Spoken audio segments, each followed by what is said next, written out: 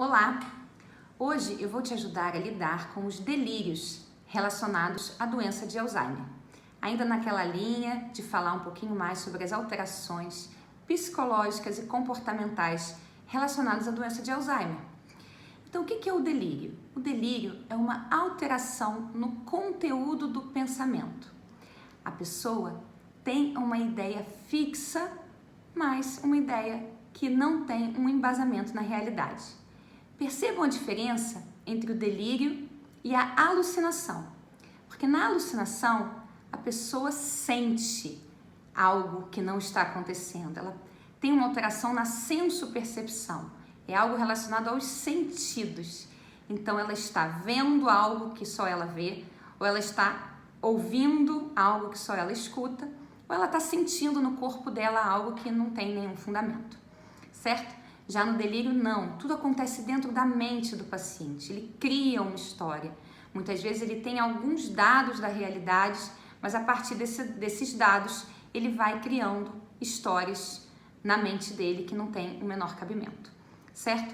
Então, um exemplo clássico. Uma senhora institucionalizada que afirma, dando riquezas de detalhes, que ela, na verdade, foi roubada pela família. Os seus filhos venderam a casa dela e se mudaram para o exterior com o dinheiro dela. Essa é a história que ela conta. Qual é a realidade dessa família, dessa senhora, né, hipotética? Ela morava sozinha, era independente, cuidava das próprias finanças, até que começou a desenvolver a doença de Alzheimer. E foi utilizando o cartão de crédito dela, de modo absolutamente perdulário, até que estourou o cartão, o banco entrou em contato com a família e a família teve que, nesse momento, tomar ciência da situação, do diagnóstico, foi feita a interdição dessa senhora e a família teve que vender a casa da senhora para poder pagar as dívidas, para com os rendimentos pagar a casa de repouso na qual ela se encontra no momento.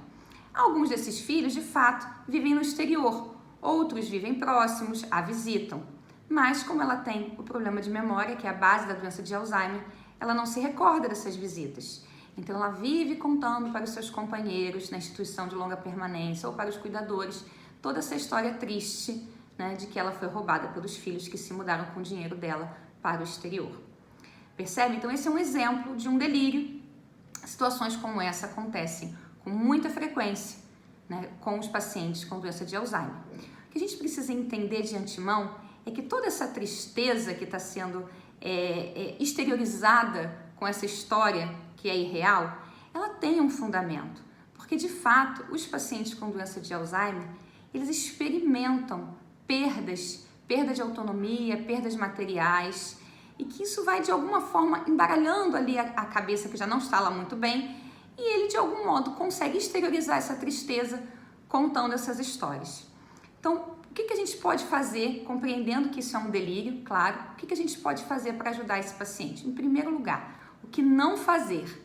Mais uma vez eu insisto, não tentar explicar para o paciente racionalmente que não foi assim que aconteceu, que a história não foi essa, que a história é outra.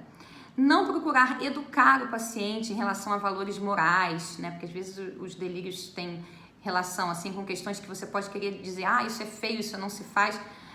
Isso que você está falando está prejudicando a sua companheira, num outro exemplo. Então, assim, esse tipo de bronca não adianta nada, porque o paciente tem uma degeneração cerebral e isso não vai ajudar em nada o paciente. Então, o que a gente pode fazer para ajudá-lo? Compreender o lado bom, entre aspas, né, da doença, que o paciente realmente tem cada vez menos memória. Então, a gente pode usar essa perda da memória do paciente para tirar o paciente dessa situação de sofrimento. Então, digamos que essa senhora acaba de contar para o cuidador essa triste história de que foi roubada pelos filhos. E aí a cuidadora, treinada, vai dizer, puxa, é muito triste realmente isso que aconteceu com a senhora. Eu me sentiria muito triste também no seu lugar.